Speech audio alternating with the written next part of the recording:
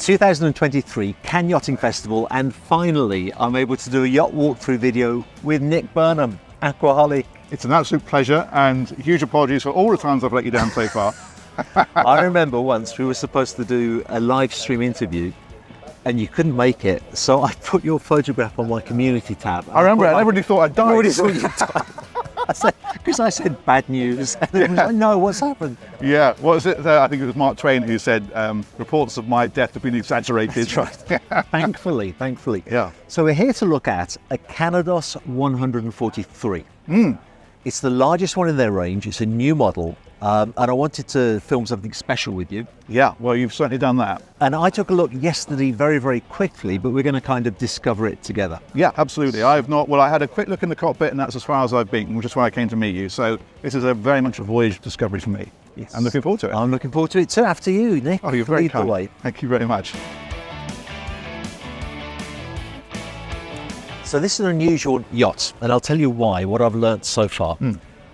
I went past the bow yesterday in the ferry, and the bow is really unusual because it kind of emerges vertically from the water and then it goes up in the more traditional shape, and it has chine lines. And in fact, she'll do 26 knots. It's shifty for a boat of this size, isn't it? But at 8 knots, she'll do about 5,500 nautical miles. It's mad, isn't it? It is, isn't it? Yeah.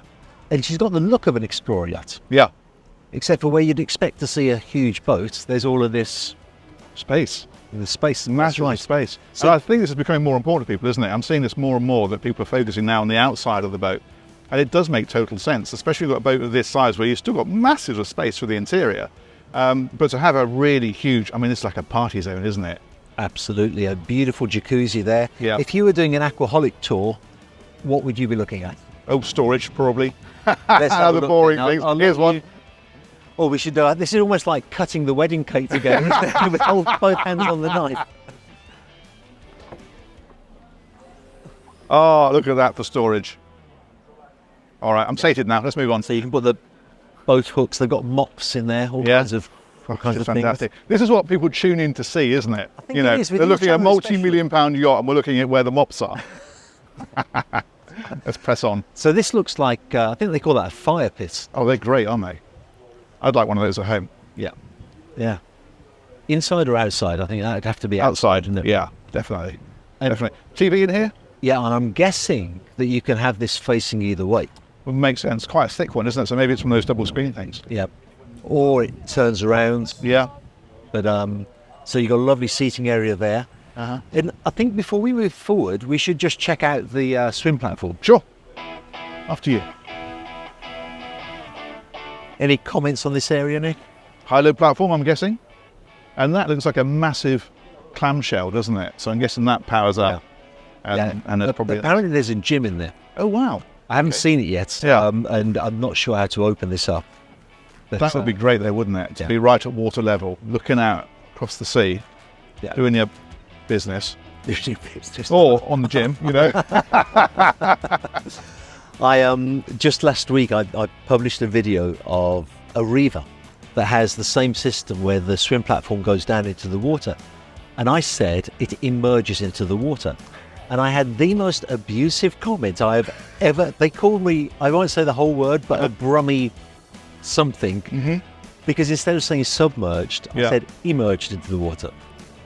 I do this I stuff know all the you time. occasionally get some All comments. the, I do this stuff all the time. And actually, it's really weird how once you point a camera at yourself, even if you're doing it yourself, your mind kind of scrambles slightly. Yes. And you see it all the time with people. They chat away quite happily, and you say, "Well, just take this camera." And they go, "It's quite an odd thing." But until you've tried it, you've never experienced it. No, that's right. But yeah, these comments on the YouTube channel. We have, I should tell the viewers, we have a WhatsApp group with ourselves, Naughty Styles, Superyacht Captain, Yeah. the Bob Yacht Dennison. Boy, Bob Dennison. Yeah. And every so often people will publish a particularly good one. comment that's coming. Yeah, they're my favourite. Yeah, I think my favourite so far was, for me, was we don't want to see your clown face. Just show us the boat. Do you want your clown? Well, yeah. I'm constantly being told I should just shave my hair as well. It's why are you bothering even with these little wisps of hair? I'm saying nothing. Cool. Let's go look at the inside. I'm dying to see this. Nice bar area here. Yep. Absolutely. Well, this is not unpleasant, is it? Beautiful. What I love about the Italian shipyards is when they make the effort to source a particular pattern or material. They could have easily just done that in the same level that they've got here. Yeah. But instead they've got something, they've made a feature of it. Absolutely. Yeah, yeah. It's all about Italian style, isn't it? Yeah. This is a lovely social area. You can imagine putting your feet up on this, couldn't you? Yes. Having a chat. And I like as well that they're proper settees. You know, so many boats you see and they're seats, but they're upright. Yes. And they look fine in boat shows, but when you actually spend some time sat in them, and you thought, I could do something a little bit more. But this, it's deep here, and it slopes back, and that's kind of what you want on a boat. Yeah, and you like you say, putting your feet up, you want to relax on a boat. You don't want to feel that you're in a museum. No. I think that's the thing. Sometimes these things get a bit too formal. Yeah. And this doesn't. This feels nice. Yeah. I like this. Now, as we move forward, I'm curious as to your comments. Right. Okay. What would you imagine would happen in the layout of the boat next? I'm guessing a main deck owner's cabin. After you. Right. All I can see is a mirror, which I'll have to wave at. Now, if Slava's a good cameraman, he won't appear now in the mirror. So we're going to go this way now. I was the same as you. I thought that will go through to the master statement, but actually they blocked it off. Right. Intriguing.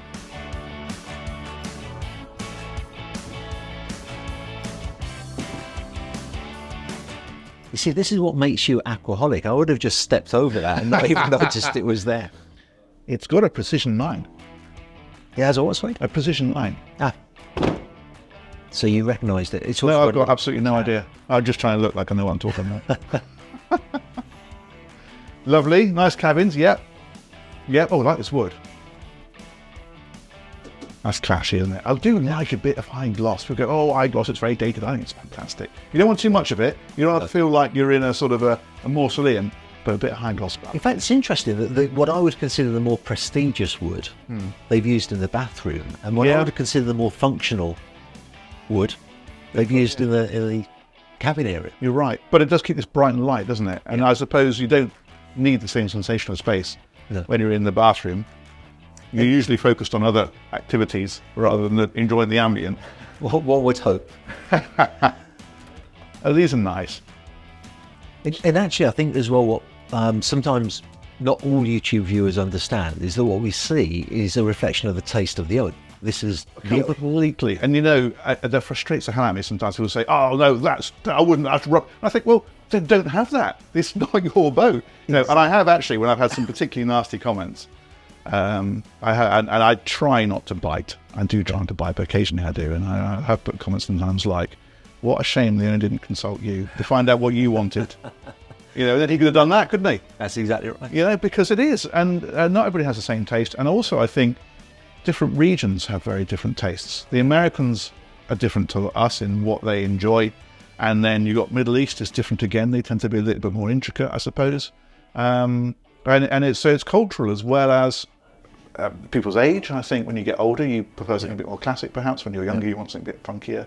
But yeah, it is all endlessly amusing when people will lie. Or actually, I don't mind when people say that's not my choice, or I wouldn't have that, or I would have chosen say that. I'm good with that. It's when people say, well, that's rubbish. That should be this or that. That's colour. Exactly right. You know, and I think, well, who are you to say that? Buy a yacht then and have it. Exactly. Yeah. Particularly, I find it absurd when this is a semi-custom yacht from a production yacht builder, so there's certain things you can't change. Sure. The actual look of the yacht is what it is. Yeah.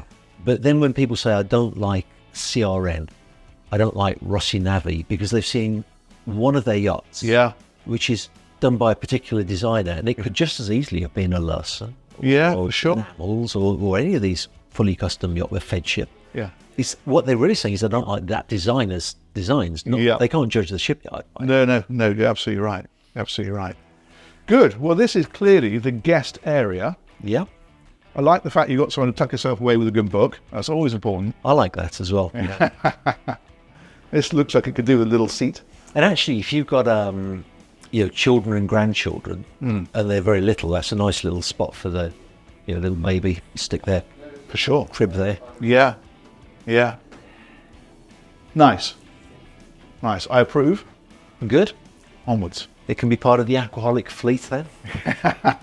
You asked me once, do you remember you asked me to contribute to a magazine for David Seal's Dream Fleet, Fantasy Fleet? That's right, I did. That's right, I made about yachting. Funnily enough, I wouldn't change it much, even though that was a few years ago. I wouldn't change it much to what I put there. And remind me what it was. It was Authority Custom Line 94, because I just think they are great boats. Yep. Or the 97. A Riva. Right now I like the Riva Mari, but I think in the fleet was the Dolce Riva. And a sailing yacht.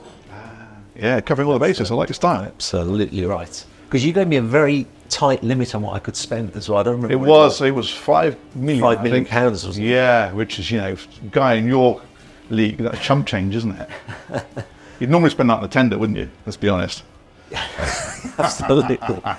So here, this is the owner's suite. And this is very unusual. I mean, this is not that unusual to have the owner's suite in this position. But I'll tell you what is unusual. Come and have a look through here. I do like an upper deck owner's cabin, because I know the main deck forward is traditional, and there's a lot to be said for that. Yeah. But I just think when you're underway, you've got a lot more motion at the bow than you have here. I also think your views from here are fantastic. I mean, all the way around. Yeah. I also think the fact you've got your access, you can have that as a private deck if you want to. And do you really need 2 saloon areas? Maybe you do, and in which case fine, but if you don't, and I wouldn't, I think this is sometimes I think the saloon up here is almost like, well, we've got this space, it's a triple decker, we've got to, well, we'll put some settees in it and a telly. And I get it, if you've got kids and stuff and you want to have somewhere where they can go and watch a movie while you're downstairs having a drink with your friends, it works. I get that completely. But for a lot of owners, of course, they're at an age where the kids have grown up, that sort of thing. And I think this makes a lot of sense, this layout. I think on this boat it makes a lot of sense, especially because you've got all of that deck space on the main deck, like a lot. I mean, that's a huge amount of deck space there. So you're not really sacrificing anything by having a private deck here. No, absolutely. But on other yachts I've seen, I felt like having the owner's stateroom here was taking too much away from your guests. Yeah. But here it depends on the size of the boat as well. I've seen it done on a 95-foot boat, and I thought that was just squeezing it all a little bit too much. But when you get to this sort of size, you've got the room to indulge, haven't you? But come on through here. This is where it's really unusual. Oh, this is nice. This is like a sort of, you know, I guess, wardrobes, and it's obvious when you know how. Just full. It's a little changing area, really. Yeah, it is. Yeah. Oh, a bath. Excellent. I don't mind a bath. I'm so glad you say bath and not bath, because I'm surrounded by people who all say bath in our office. But isn't it unusual to have it here forward, where you can walk out of the shower and onto this little foredeck area? Okay, so you've got like a little private terrace, I guess. Yeah. I've never seen that before, this layout. No, I haven't. No, that's interesting, isn't it? Let me just look again. So from the shower, you can literally look at the view. Because there's the window here. Yeah. That'd be great, wouldn't it? If you're underway and you're having a shower and you're looking at the, I don't know, the coastline. Fantastic. Lovely way to wake up. Oh, brilliant. I can't start my day without a shower. No, I know what you mean. Yeah. And often end as well. It's nice to clean before you go to bed, isn't it? But yeah, that's great. And this is very private, and a bit of shade as well, which is always good. Yeah, you've got a sound system here too. Yeah. I think they've done a great job with this boat. Yeah. I'm pretty sure this is the largest that they've ever built. I think it's nice when you see people do things a bit different, because so often I go on a boat and it'll be this sort of size, 120, 130 foot. And sometimes, you know, the owners or whoever, the manufacturer say, well, I'll show you around. And you go, do you know what? I know exactly. We're going to have saloon. We're going to have galley off to this side. We're going to have passageway down here. There's going to be a master cabin. We're going to go down. There's going to be 4 cabins. We're going to go up. There's going to be another saloon. There's going to be wheelhouse in front of it. There's going to be a cockpit at the back, sun deck on top. They're all the same. And they are. And then it's a poor criticism in a way, because you could level that at a car. Well, you know, all saloon cars have got a door, 2 doors on each side, and seats here and seats here. Yeah, so they kind of have to be, because it works. But it's really nice to look on something like this and go, actually, no, this is confounding everything I expected to find. This is totally different. And it might be better, and it might be worse, or it might just be different. But it's different. But it's different. A lot to be said for that. I completely agree. How many videos have you produced now? I've got a feeling I'm up past 800 now. Yeah, you must have done. Yeah. I'm at 500, and you produce more than I do. And yeah, you had a head start on me there. I didn't realise it at the time, but the 500th video was the one that we did of the Ocean Code 105 metre. Oh, right. It was only afterwards I realised. But the same as you, I've got to a point sometimes where I'm like, how can I make this video different? Yeah. Because the layouts are always pretty much the same. Yeah, yeah. And I understand, like anything, like a car, there's an optimal, well, this works. And actually, you know, putting 3 doors on one side of a car and 1 door on the other, and then the seats facing backwards, that's going to be different, but it isn't going to work. So we have to do this. But yeah, I think particularly when you get past 120 foot, surely you've got some scope there to do something that's a little bit interesting. And we should show this muscle boat going past, because this just sounds fantastic. You can probably pick that up from my microphone. Look at that. Is it a cigarette? It looks like a cigarette.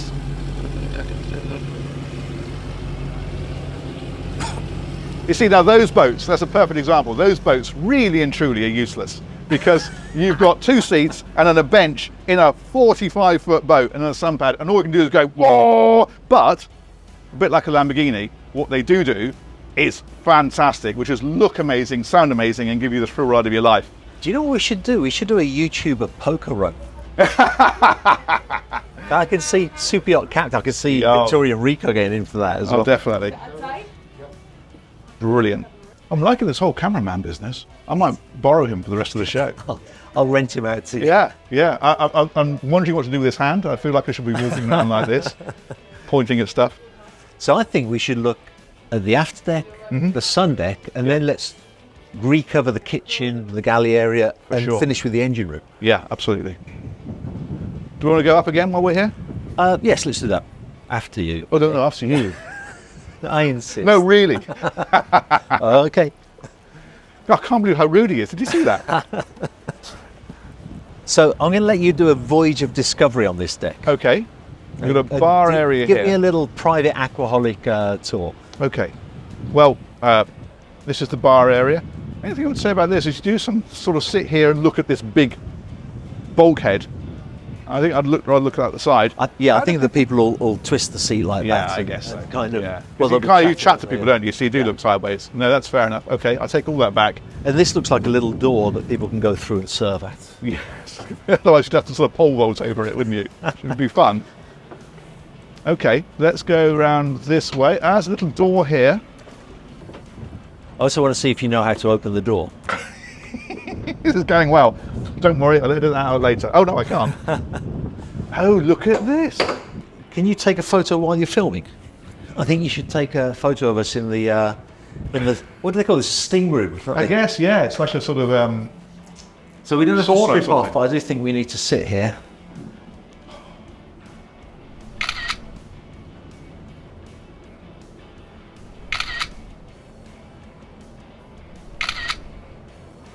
There we go. There's your thumbnail. Do they call it a hat? Thanks, love. Do they call it a hammam? Or hammam? Isn't that for smoking in hammam? Isn't that it's like a smoking room? I'm so sunburnt. I'm so pale. You can tell one of us lives in England and one of us lives in Monaco, can't you?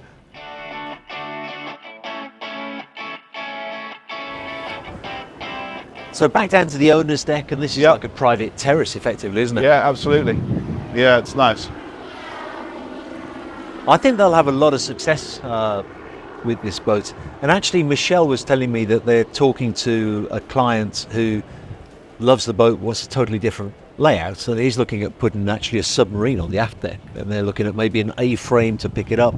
So I think people need to understand that when they see a yacht like this, they can change a lot of things. Oh, sure. And actually, that aft deck has a huge amount of scope.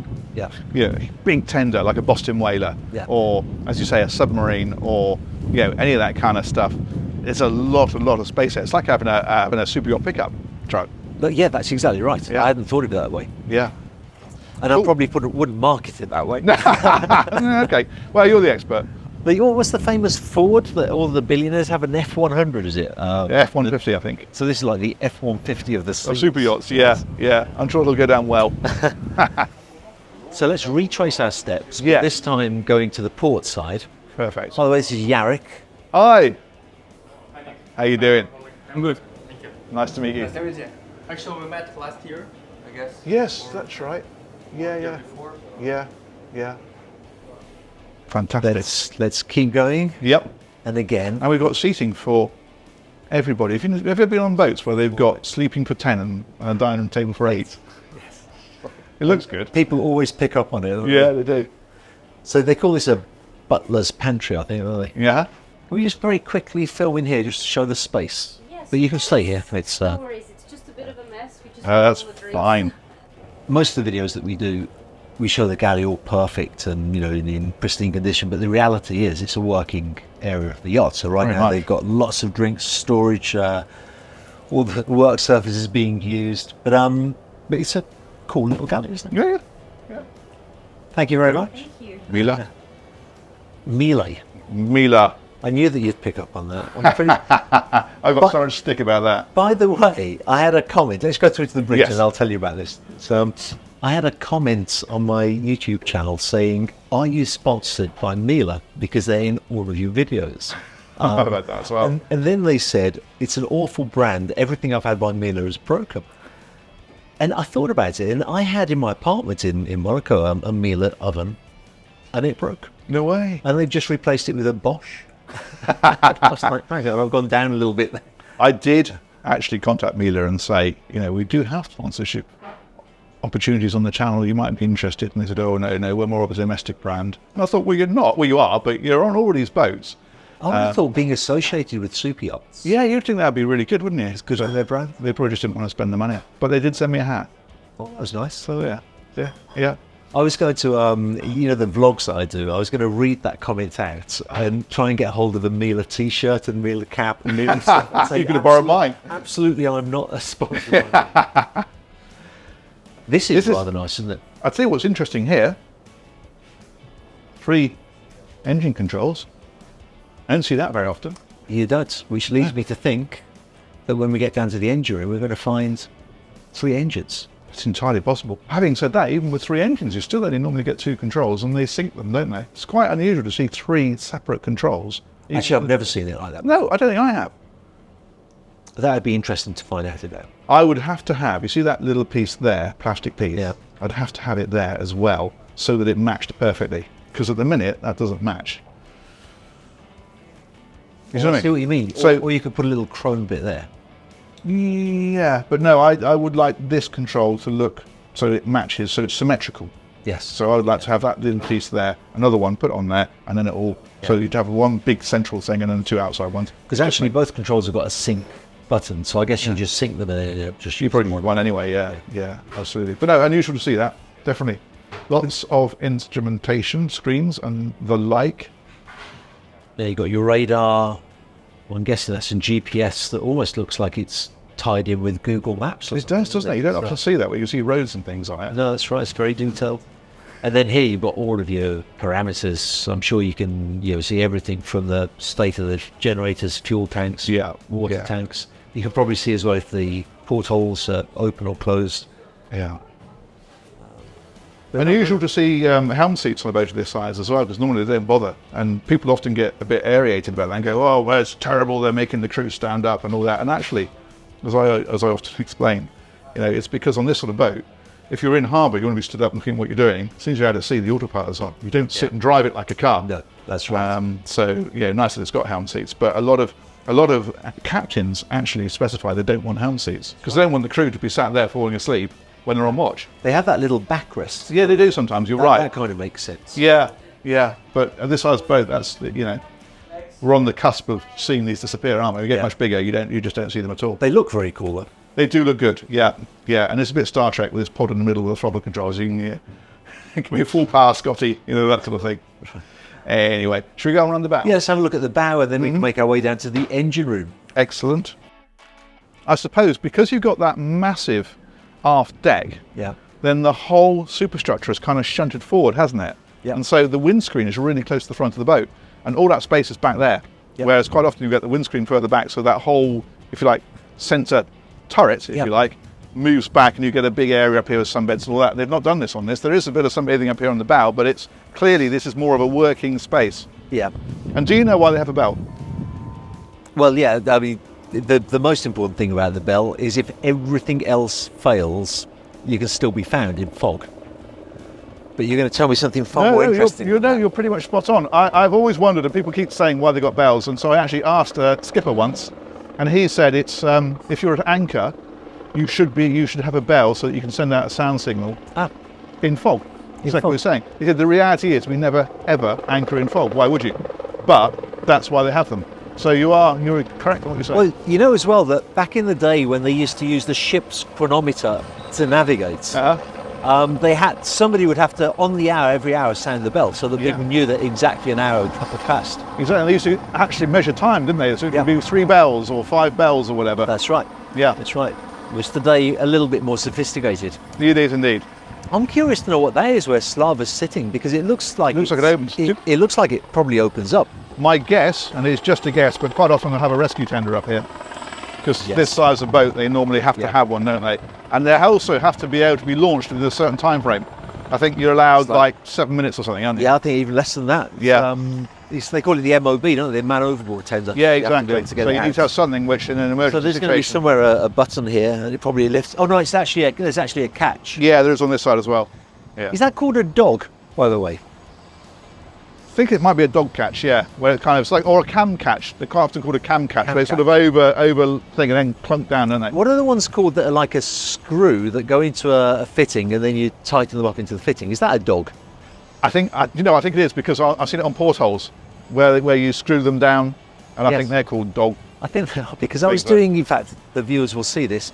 At this show, I've tried to do videos with different influencers each day, and there's a lovely girl called Benedetta Yovani who's got a channel called Luxury Yacht Lady, and she's really knowledgeable about the industry. Lovely girl. I think you may have mentioned her before, David. I may have done once or twice, and I'm showing her the catch, and I said, so you. I called it dogging it down, and I was like, I shouldn't say dogging to this lady. I'm sure. But I think it is called dogging, isn't it? The process of tightening up. I think it's fair to say that your experience of dogging clearly outstrips mine. Let's move on. Moving on. And let's go to the engine room. Look at this. I know. I think we have one of these for sale. We may even have this one for sale. Isn't it an Italian sea group? I have not a clue. I've not seen one of those before, but that looks like it's out of the future and possibly out of space, doesn't it? I want to go and see that before the end of the show. Yeah, I agree. Do you know one thing I've noticed wherever I go at this show is people filming? Yes. Like that guy up there. I was literally making a video on the Princess stand earlier, and I'm on the front of the boat with my selfie stick like a sad git, because I'm not a professional like you. And I looked across, and there was a girl on the next boat with a selfie stick making a video, and I looked the other way, and there was another girl on the next boat doing exactly the same thing. And I thought, we're all doing the same thing, it's just that they're prettier than me. So, we all know who's going to be here in 10 years' time. I was going to say to you, and I'm sure you remember this, I don't know how many years ago, I had an email from Nick Burnham, the journalist. I've heard of him. Saying, I watch your YouTube channel, I really enjoy it, I've just started my own, it's nowhere near as good as yours. Yeah. Tug, fall off.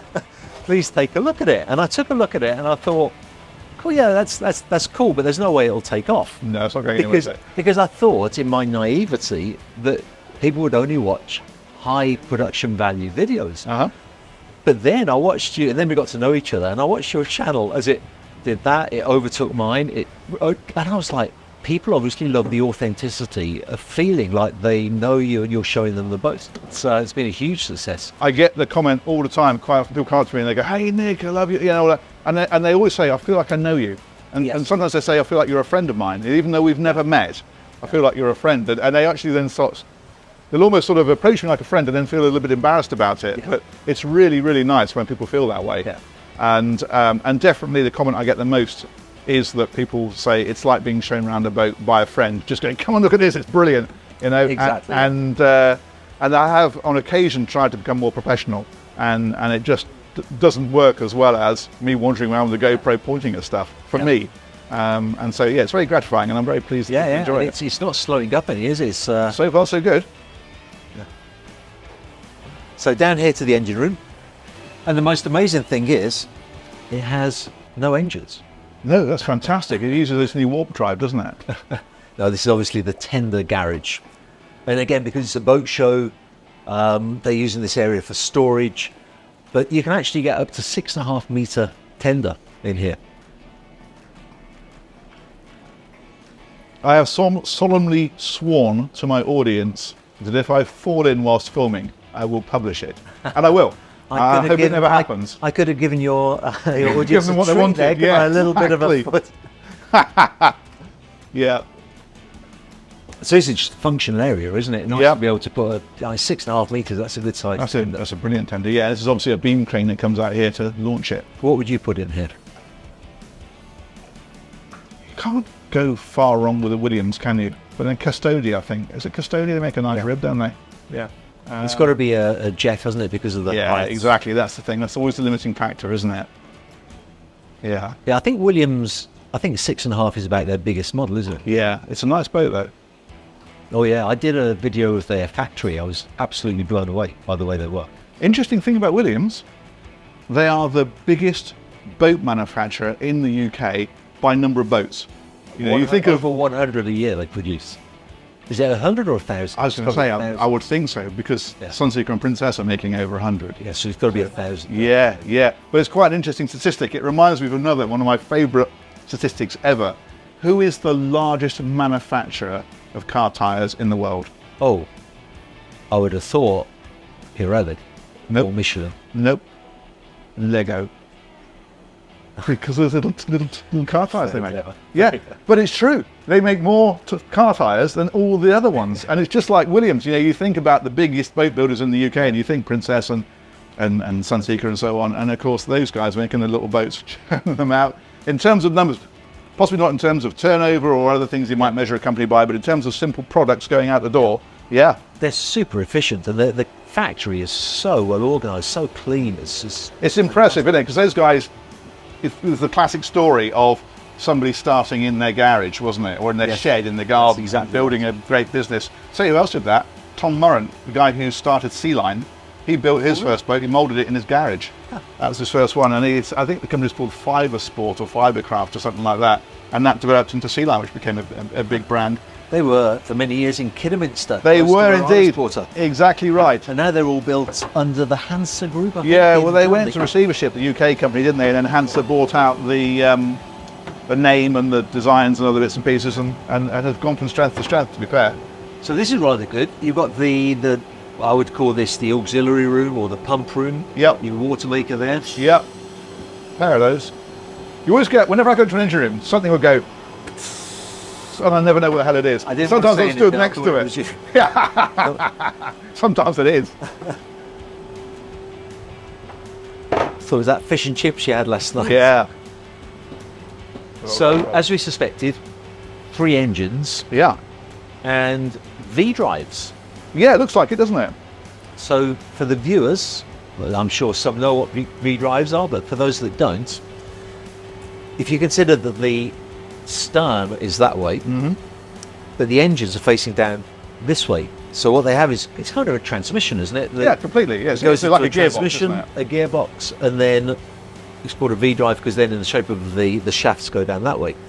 The great thing with that is by doing this is being able to place the engine room as far away from the living accommodation as possible. You've got the tender garage in between. There's no way you're going to hear the engines or the generators. Yeah. Yeah, a lot to be said for it, isn't there? Yeah, clever Yeah. one. And I'm guessing that's the beach club that comes down over them, because it obviously gets quite a lot lower as we go further back. Yes. Behind the engines though, so that's good. Yeah. These look like, can you tell what engines they are? I'm guessing they're going to be MTU because they usually are on this size yacht. That is a very good question. And, well, no easy answer. Oh, cats. Well, they are cats, Yeah. aren't Yeah. We'll edit the bit out about you saying they're MTUs, bound to be MTUs, and we'll just say cats. they? That's what they were. I'll do You'll that see my later. mouth going, the voice will go, cat. Do you like cats? Not the engines, the cats. My ex loves cats. Right. And, That's always a bit of a dodgy sign, though, isn't it? I always think, you know, a lady who's got too many cats is a worry. One cat's fine, but it's 5 cats is a worry. She's actually just taken on another three cats to look after temporarily while they Right. found a home for them, and they've Yeah. just given away the last one a couple of days ago. Right. I was surprised. I thought she'd end up keeping them. Anyway, moving on from your ex. God bless her, though. I'm sure she's a lovely lady and very patient. I suspect. Patient. Not quite patient enough. I don't think anybody is quite patient enough. I'd love to know why they opted. Well, I suppose they opted for the 3 engines to get the speed, didn't they? The 26 knots. Yeah, absolutely. And also, It's a really interesting thing. What boat was I on? Oh, weirdly enough, it was a Red Jet ferry, the one that goes from Southampton to the Isle of Wight, and it was fascinating. They're fast ferries. They'll do 40 knots. But they're jets, I think. And they're on jets. But they have 4 engines, and they said in the previous ones, because the latest one is modelled on the previous one, so there's the size and dimensions and style, it's a catamaran. He said we used to put 2 4,000 horsepower engines in, and now we put 4 2,500 horsepower engines. We get more power, they're lighter, they cost less to service, and actually, weirdly, spreading the load over more engines sometimes makes it cheaper, more efficient. And the final thing he said, which I thought was very clever, was the fact that if you've got 2 engines, one in each hull, and one engine goes out, that's it. You can get home on one engine, but you can't run the service on one engine. Because if we have an engine go out, we can't fix it straight away. We can carry on the service, perhaps at slightly slower speed, and then in the evening we've got more time to sort it out. So I thought it's interesting that my automatic assumption would be more engines, more cost. And in fact, the reality is because they're smaller, and they cost less to buy, and they cost less to service and all that sort of stuff, and sometimes they're even more efficient in terms of fuel consumption. So yeah, it's funny how your perceptions sometimes get scrambled. Yeah. I must, before we end the video, I must spare a word for Michel Kazantit, who's the gentleman who saw at the table. He's basically took the shipyard, it's a very historic brand, in its worst possible moments. And he's really built it back up. They're building some great boats. I'd love to go down there and film the shipyard. I always have so much time for people that can do that. I just think the mindset, taking on a successful company is one thing, and that's a challenge, don't get me wrong. Anybody who runs a company is brilliant, but to go and look at a company and think, that was on its knees, and it's going to go soon, and actually figuring out what it takes, because there's so many aspects. You've got to get the product right, you've got to get the production right, you've got to get the price right, you've got to get the marketing right, you've got to get all these pieces of jigsaw all in the right place. But it's like you have to find the pieces first before you can make the jigsaw, and you don't even know what the picture is until you've finished it. And anybody that can do that, I have absolute admiration for them. I think it's astounding. And he's had it for a few years now. I don't know how, it's got to be at least 5 years. And now it's a strong shipyard. They've got great products. They're doing really well. And I don't think you can do that just to make money, because there are easier ways to make money. It's a very high risk business to be in. Well, there's a standing joke, isn't there, in the marine business generally, that the best way to make a small fortune in boat building is to start off with a large one. That's right. But I think he's got a success here. I really think this is a great boat. No, I am delighted to have had a look at it with you. Thank you very much indeed. So why don't we say our final words to the camera on the aft deck? Yep. As lovely as the engine room. Well, thank you very much. I'm not going to do that. Yeah, it's going to be mildly more interesting than standing looking at a piece of white GRP going, actually, is this GRP or is this metal? It's GRP. GRP. It's going to be mildly more interesting than standing looking at a piece of white GRP going, there's a gym in there apparently. Oh, that's nice. Oh, that's obviously for the weights, isn't it? Yep. And as you say, you can be doing your business, as you put it. Here. Yep. Do the actions again. That's me on an exercise. Yeah, okay. I did wonder. Yeah, ideal, isn't it? These obviously close over, bit of storage, very lovely. Yep. Yeah. Right. Well, Nick, thank you so much. It's been an absolute delight. It's Pleasure always for me great. as well. Always great to spend time with you. And you too. Yeah. No, I've appreciated the tour. It's a pleasure. Now I think you can do one for your viewers for your YouTube. I'm gonna have a go. Yeah, if they'll let me. So depending on when you publish it, Yep. I'll put a link to that video in the description to this video. And vice versa. Thank you very much. I will do the same. Thanks, Nick. Professional courtesy.